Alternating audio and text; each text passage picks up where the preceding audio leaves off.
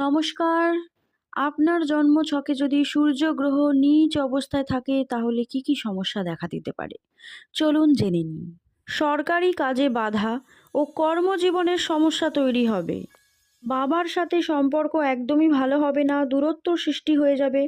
বাবার স্বাস্থ্য নিয়ে সমস্যা দেখা দিতে পারে। চোখের সমস্যা, দৃষ্টিশক্তির দুর্বলতা, রক্তচাপ এবং হার্টের সমস্যা হতে পারে এবং রোগ প্রতিরোধ ক্ষমতা খুবই কম হবে।